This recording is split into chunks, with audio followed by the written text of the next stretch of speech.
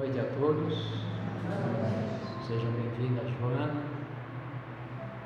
Nesse momento vamos nos recolher, acalmar, fechar os olhos e pedir aos nossos mentores, aos mentores da casa, que nos ajude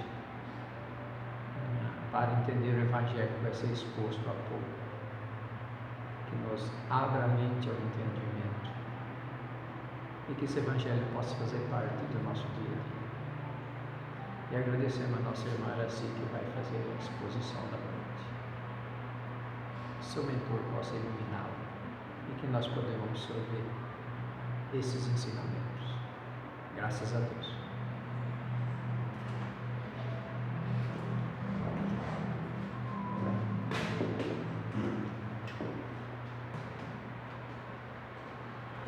Boa noite. Pessoal de casa, boa noite. Então, as parábolas já estão terminando, vocês perceberam, né? Então, em janeiro, o grupo vai ter palestras de tema livre, né? E o Radamés sempre fala, né? Tem mais. Então, tema livre. Daí, se vocês aqui e os de casa, né, quiserem dar sugestão, vai ser bem-vindo. Vocês que estão vendo de casa, põe aí no comentário, gostaria que tocasse no assunto do, por exemplo, divórcio, né? Por exemplo, ação e reação, castigo, culpa, né? Qualquer coisa. Se vocês quiserem que determinado palestrante fale sobre determinado assunto, põe lá no comentário. Queria que fulano falasse sobre isso. Aí quando chegar o dia dele na escala, que a escala é ordem alfabética, né? Estamos no ar. Eu troquei com Adriano, hoje seria Adriano, né? Então, aí vai acontecendo. É uma maneira de vocês interagirem um pouquinho também com a gente, né?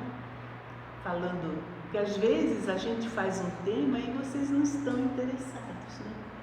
Nós que falamos, a gente escolhe, às vezes é algo que está falando para a gente, né? Então é isso. E sábado nós temos uma palestra aqui na casa do Arnaldo, da editora M. Ele vai abordar sobre alcoolismo.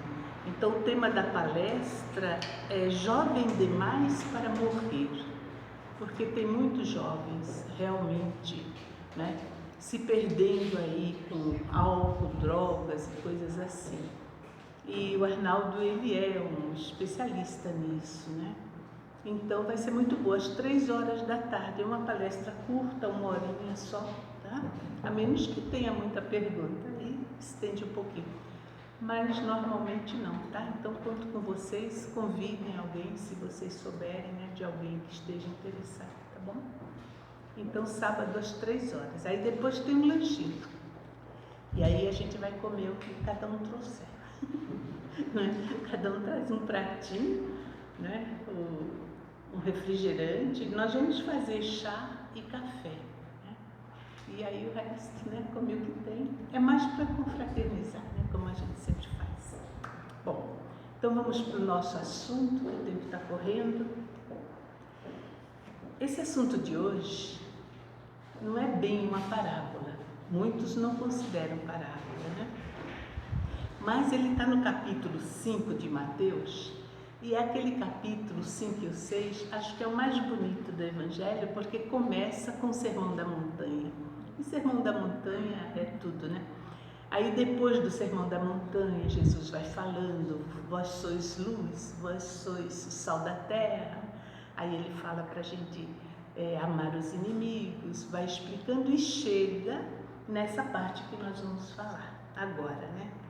Quando ele fala do perdão, da necessidade da gente orar pelos que nos perseguem e tal, em seguida ele fala: concilia-te depressa com o teu adversário enquanto estás no caminho com ele, para que não aconteça que o adversário te entregue ao juiz, o juiz te entregue ao oficial e te encerrem na prisão. Em verdade eu vos digo, se você for parar na prisão, né, que de maneira nenhuma você sairá dali enquanto não pagar o último centavo. Então, o último centavo, né? Então, até mais ou menos uns 15 anos atrás, a gente ouvia muito o comentário desta passagem e as pessoas falando para a gente se reconciliar com o outro, com o vizinho encrenqueiro, com o filho, com o ex-marido, com sogra, enfim, era sempre assim para fora, né? Vai, perdoa, se reconcilia. Mas a partir de Joana de Ângeles, da sua coleção de psicologia, em especial o livro Triunfo Pessoal, né, que foi o último da coleção, que é de 2002, então já são 20 anos, né? Nós estamos em 21, quase 20 anos, né? Começou-se a falar, né, da psicologia transpessoal, trazendo que esses inimigos que Jesus fala não é o de fora, é o de dentro, né? Então, de lá para cá, nós já temos escutado várias vezes sobre isso, né? Alírio Cerqueira, esse livro aqui, eu gosto muito, Parábolas Terapêuticas, são 3 livros a coleção. Ele explica na visão da psicologia todas as parábolas de Jesus, né? Então, nesta, aí ele fala, né? A Joana de Ângeles, no livro Triunfo Pessoal. Então ela diz, inevitavelmente percebe-se que o adversário é interno.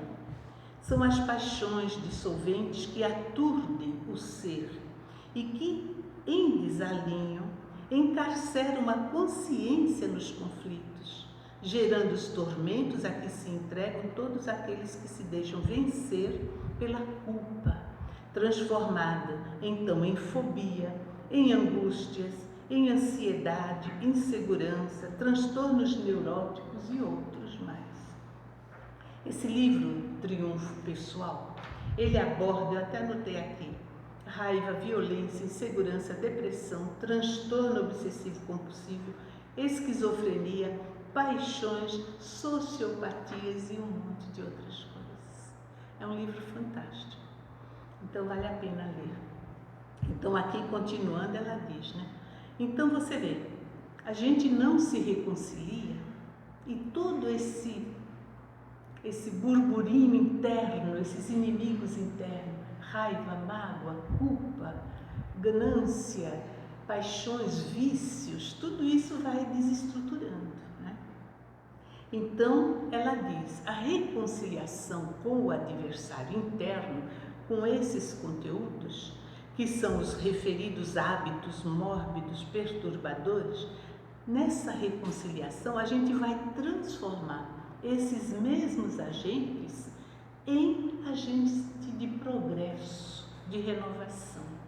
Tem um outro livro que eu acabei esquecendo, eu ia trazer, Emoções que Curam, da Hermance Defoe. Então, eles pegam todas as emoções, sabe? Raiva, mágoa, desilusão, depressão, apego, e vai olhando. Então, ali a Hermance, através do Vanderlei Oliveira, ela diz, né? Tudo tem as duas polaridades. Você não pode achar que tudo é ruim. Então, egoísmo, raiva, são energias, né? Se você pode usar para o mal, mas você também pode aquela energia começar a trabalhar em você. A mão que mata é a mão que salva. Você só muda o olhar, muda a mentalização, né? A pessoa, que aqui fala muito no ressentimento, né? O que é ressentir? É ficar sentindo de novo o tempo todo. Então, é uma energia, é foco, é perseverança. Veja quantas qualidades numa atitude tão ruim, né? Falando assim, né? Estou ressentindo. Então você está focada, você está empenhada, você está se esforçando, você não perde a oportunidade. São qualidades. Põe no outro lado, caramba. Pensou? Não, agora eu vou mudar, vou fazer uma oração, vou ouvir uma música, vou sair da faixa. É a mesma vontade, não é verdade? Você só muda a direção, né? Continuando aqui, ela fala, né? Só vamos verdadeiramente perdoar alguém que nos feriu se nos conciliarmos primeiro com o orgulho ferido em nós. que é o gerador da mágoa e do ressentimento. Se não houver essa conciliação interna, a conciliação com o adversário, com o ex, com a sogra, com quem, seja lá quem for, diz a Joana de Ângeles, é um eterno faz de conta, um teatro. Porque ela fala, a pessoa que perdoa apenas com os lábios não quer que o outro esteja bem, não quer ver o outro feliz, de maneira alguma. Então isso está embutido. Por exemplo, a raiva, né? A mágoa. Às vezes a gente fala, fiquei magoado. Na verdade, você ficou com raiva, você ficou com ódio. Mas não vou falar isso, que é feio. Então a mágoa é um disfarce da raiva e do ódio. Não é verdade? Então, o orgulho ferido faz com que a pessoa projete no outro as suas dificuldades.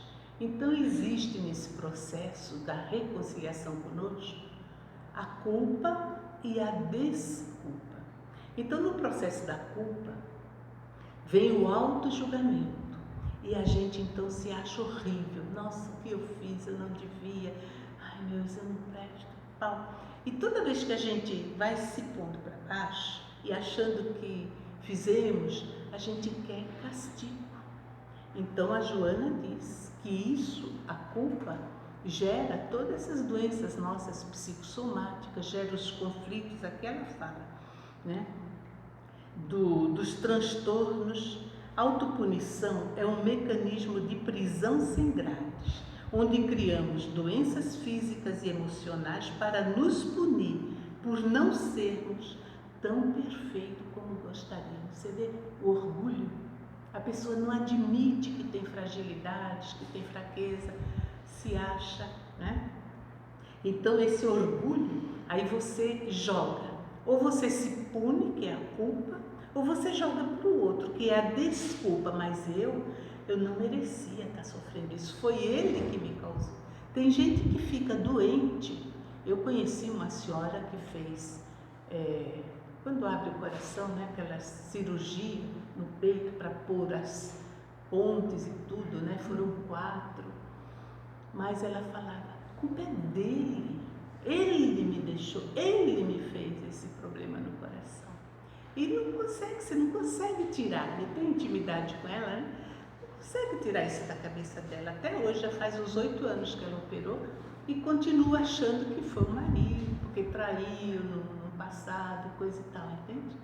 Então, ou a gente culpa o outro e joga tudo de cima do outro, ou a gente se culpa e aí a culpa gera, como a Joana de Ângeles diz, né, todos esses transtornos.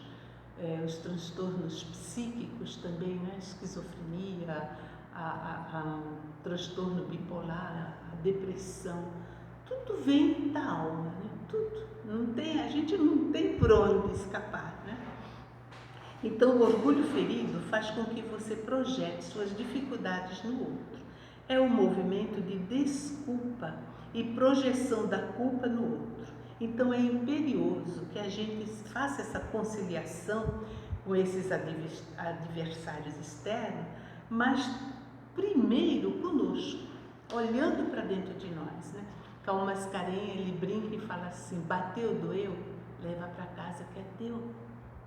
Entende? Aí a irmã se fala, você joga álcool, se você tem uma ferida aberta no braço, o álcool vai arder. Mas se você não tem, não acontece nada, né? Você sopra, fica fresquinho, não é isso? Então, a culpa de arder é do álcool ou é da ferida aberta? Então, quando nos magoou, a ferida está dentro de nós, né? Então, a gente fica tão melindrado, tão ferido, tão magoado, mas é aqui. Se tivesse limpo, não teria problema. O Aguinaldo Paviano, ele brinca, ele fala assim, o outro é a colherzinha que mexe nossos conteúdos internos. Se você tem um copo com água pura, você pode bater até com batedor, que não vai acontecer nada, a água continua transparente. Mas se tem, como as crianças fazem, né, 2 dedos de Nescau no fundo, Toddy, Aí você só mexe um pouquinho, pronto, né? Espalha tudo. Então o outro, quando nos cutuca, que aquilo vem à tona, não é culpa do outro. O outro está sendo um instrumento, como a colherzinha é só um instrumento que mexe. Mas o conteúdo é seu, é meu, é nosso, é daqui de dentro. Então não adianta a gente reclamar com o outro. Olha o que você me fez. Não. Olha o que eu tenho dentro de mim, que ele me trouxe à tona. Ele está sendo um instrumento para que eu veja que eu tenho problemas. É isso que é a conciliação. Então, quando Jesus diz, concilia-te depressa com o teu adversário, aqui o Alírio Cerqueira, eu estou usando o livro do Alírio Cerqueira, que eu gosto muito, é uma trilogia, né? Vocês que chegaram agora. Então ele diz, concilia-te depressa, isso significa agora, já. Você sentiu o problema? É agora. E aí Jesus continua, enquanto estás a caminho com ele. Caminhar com ele significa que o adversário está se manifestando. Você não caminha com alguém ao seu lado, dentro do carro, por exemplo, com um muro que você não vê o outro. Quando alguém está caminhando com a gente, está em sintonia, está conversando. Então, quando esse adversário, Jesus fala, né? Concilia-te depressa com teu adversário enquanto estás a caminho com ele. Então, é esse adversário interno, que é a mágoa, a raiva, o orgulho ferido, enfim, quando ele se manifesta, ele está ali com a gente, naquele momento, ele está ativo, ele faz parte daquela situação, naquele instante. Então, esse dizer de Jesus, concilia-te depressa, é agora. Nossa, que raiva que me deu. Para, nossa, de onde veio essa raiva? O que está acontecendo? Lembra? É aquela frase do Livro dos Espíritos, que os benfeitores falaram para Kardec, um sábio da antiguidade já vos disse, conhece-te a ti mesmo. Então, conheça, olha, essa raiva não veio do nada, e o outro não joga nada dentro de nós, mas nem o obsessor joga, gente. Ele usa o que nós temos. Então, Jesus já sabia disso, né? E aí, em seguida, ele fala, né? A negatividade se manifestando, se você se concilia, o que é conciliar? Aceitar. Nossa, que raiva que me deu. Eu ainda tenho raiva, mas por que eu estou com raiva? O que aconteceu? Será que eu estou com inveja? Será que eu estou magoada? Você vai elaborando, vai pesquisar a sua raiva. Mas não diga, você me deixou, me tirou do sério. Ninguém tira ninguém de nada, de nenhuma posição. É a gente que sabe, né? Então, enquanto estás no caminho com ele, né? O indivíduo, então, quando ele se concilia, ele se vê como um aprendiz. Caramba, eu tenho raiva, nossa, eu estou morrendo de inveja. Eu queria isso para mim. Então eu tenho apego, puxa, como eu posso fazer para me livrar disso? Né?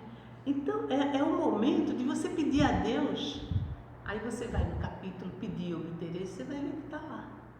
Peça na oração forças para resistir, forças para caminhar. Não é pedir para Jesus tirar, ele não tira não, ele falou assim, vinde a mim você que sofre, que eu vos aliviarei. Ele não falou que ia levar a gente no pó, não falou que ia tirar pedra para nós, ele alivia, porque a gente precisa fazer esse esforço, né? Então, quando a gente reprime, não, essa raiva foi ele que me fez, que raiva, você xinga aí. Então, quando a gente reprime ou negamos, a gente transforma isso num inimigo, num adversário. E aí, esses conteúdos internos que vão nos incomodar, que vai deixar a gente sem saber por quê, me desestruturou, me desequilibrou. O que é desequilíbrio, gente?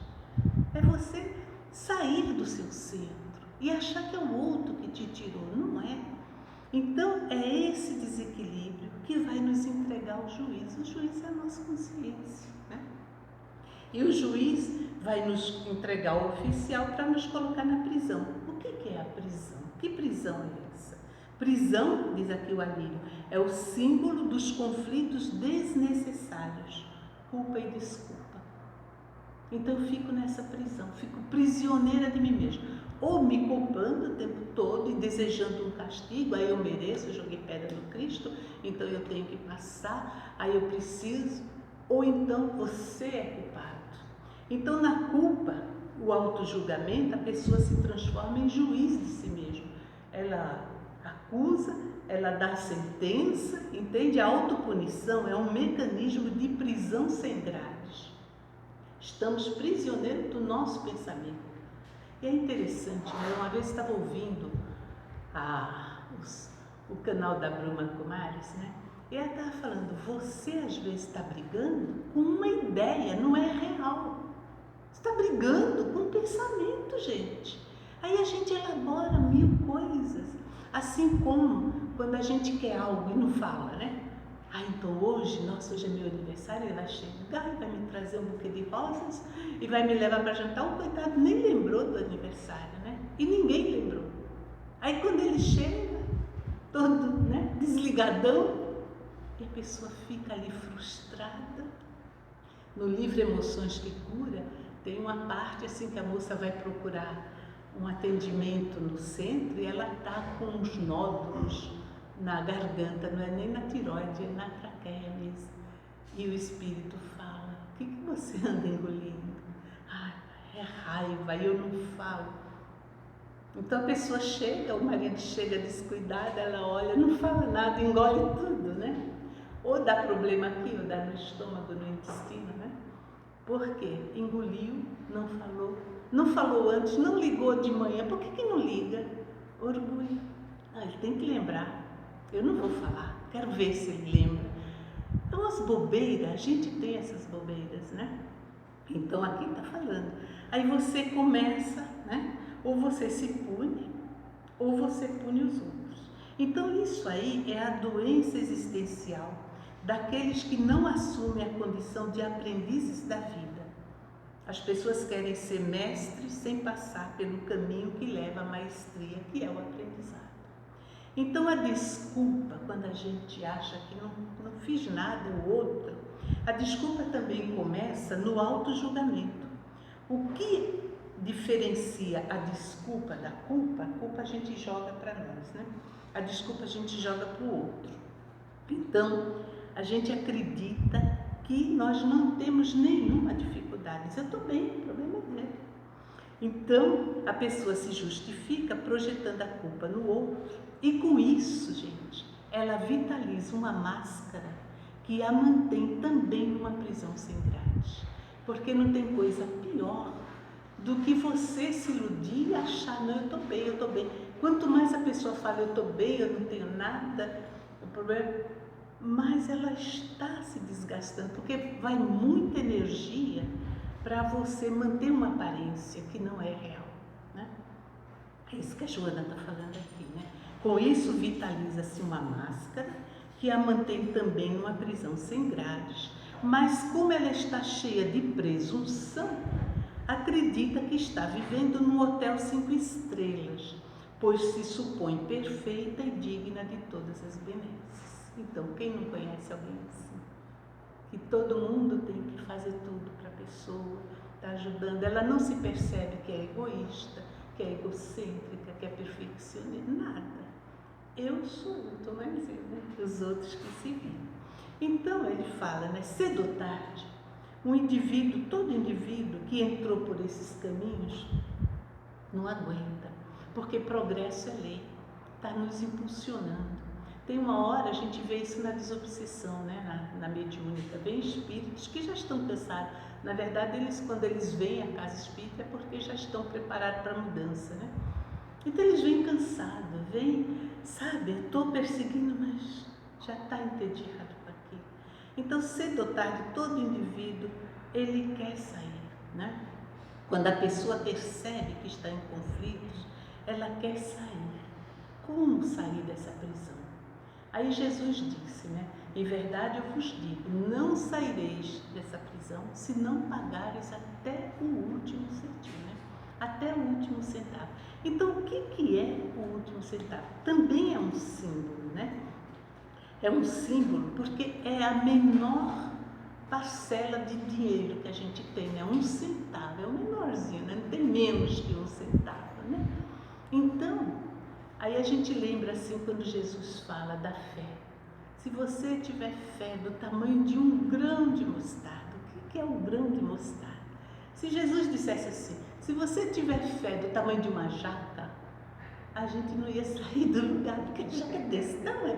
Eu sempre lembro o pé de jaca na casa do Zé Roberto da Vilma, eu falava, Vilma, mas se essa jaca cair na cabeça, mata. E eu não passava embaixo da jaqueira que eles tinham na curva, quando ia lá para a clínica dele, lá no fundo, né? Então eles cortaram a jaqueira. Mas se Jesus pedisse fé do tamanho da jaca, a gente ainda estava lá, sentada à beira do caminho, chorando. Não precisa. Então ele falou, olha, do tamanho de um grão, a mesma coisa aqui. Em verdade eu vos digo, não saireis da prisão se não pagareis o último centavo, né?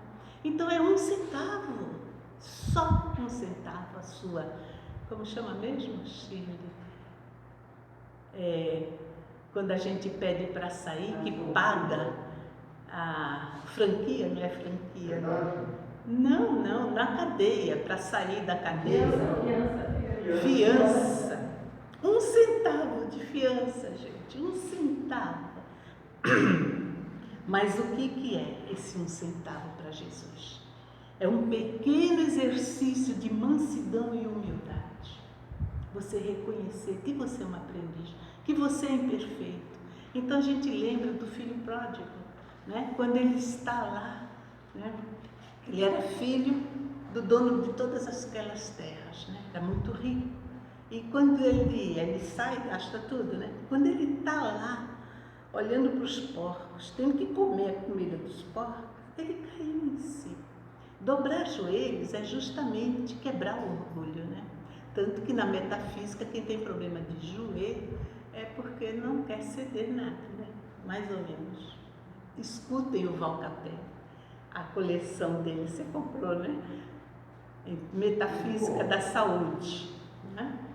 Porque cada pedaço do corpo, como disse também a Cristina Cairo, né? Teu corpo fala, tem essa associação, né? Mas o filho pródigo desceu, reconheceu, meu Deus, o que eu fiz? Eu não mereço, eu não sou digno mais de ser chamado de filho, mas eu vou voltar e vou ser um servo, vou ser um trabalhador. Não importa que eu vá morar na cocheira, que eu não tenha mais nenhuma autoridade.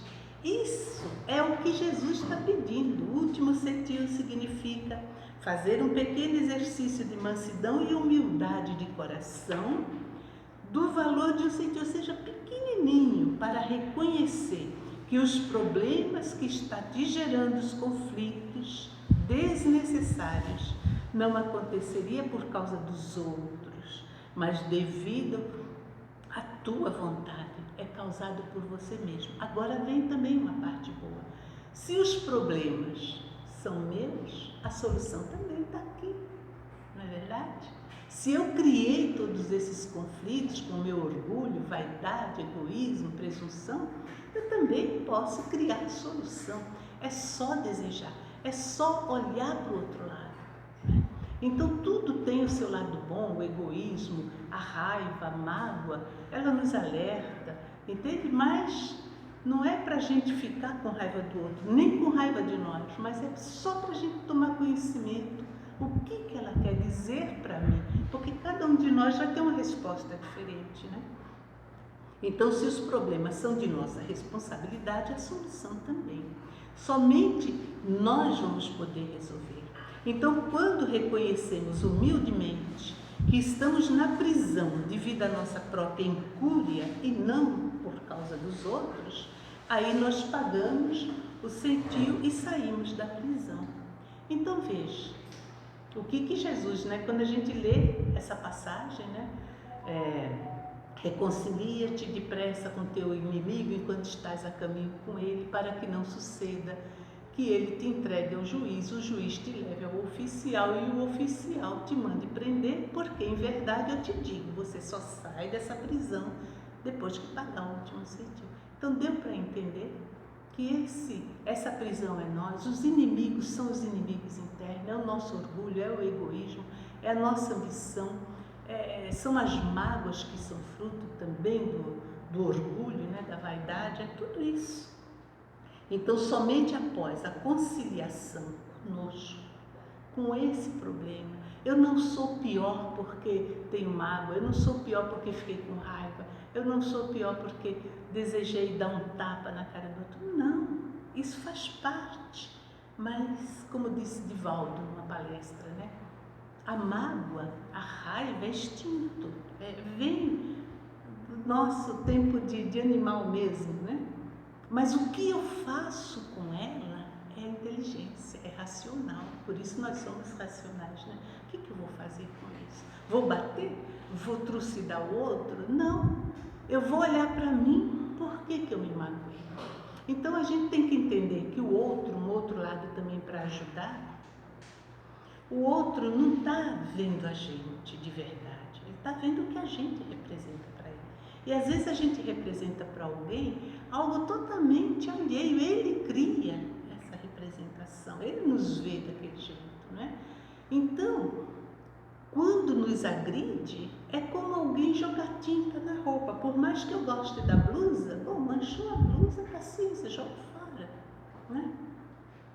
Então, quando a gente aprende a olhar uns aos outros como espírito que está só passando, então eu não sou a mãe eterna, é agora, nessa vida. De repente, numa outra vida, minha filha já foi minha mãe, meu marido já foi meu irmão ou meu avô, sei lá. Muda. Então, por que você vai se pegar? Aí a gente vê os artistas, né? Os atores, na peça de teatro. Eles estão ali, às vezes são inimigos na peça, na história. Mas acabou o capítulo ou a peça de teatro, no teatro, eles vão lá para o Bexiga, aqui em São Paulo, né? Vão comer pizza e tomar vinho juntos. Tem nada, o negócio era ali, o papel. E nós não estamos também tudo de passagem na vida uns dos outros? Por que esse apego? Por que esse desespero? Por que tanto ódio, tanta raiva, tanta mágoa? Deixa para lá, né? Então é fundamental que aprendamos a usar o poder transformador do amor. E esse poder só vem quando a gente realmente tiver consciência plena, né? Convicção. Eu sou um espírito imortal, né? E assim, e nessa passagem, já está na hora, né? Eu estava ouvindo a Ana Frugélia, não sei se vocês conhecem, ela fala muito sobre apometria, e volta e meia eu estou ouvindo porque me interessa o assunto, né? E ela faz a oração de São Francisco trazendo para dentro, justamente para nos ajudar a fazer essa conciliação conosco mesmo. Nós não somos, nós somos, Deus nos criou perfeito, né? Só que simples e ignorante. Então, um dia a gente vai chegar nessa perfeição que já está dentro de nós. Eu gosto muito do Hermógenes quando ele diz, né? O anjo que você será, você já é. Acredite. Porque uma vez que a gente acredita, a gente começa a investir. Se não acredita, nem liga, né? Então, convido vocês agora, né? Para fazer junto essa oração de São Francisco, trazendo para dentro de nós. Porque a gente pensa sempre no outro, né? E quando fala, né, Senhor, fazer-me instrumento de sua paz, a gente quer ser instrumento para o outro. Mas ela fala, seja instrumento para você, primeiro. Porque, como disse Joana, né, eu não li, não sei quem chegou agora, não viu, mas a Joana diz, se você não se conciliar consigo, você vai querer perdoar o outro, é uma farsa. Você está usando uma máscara, né? Fingindo que perdoa, mas no fundo você está querendo que o outro se dê mal, que aconteça alguma coisa. E aí é comum a gente ouvir assim, Deus é justo, né? Desejando que caia um raio na cabeça do cara, né? No fundo é isso. E a gente é tão hipócrita que a gente fala, não, imagina. E fala, não, né? Eu amo tanto, tá?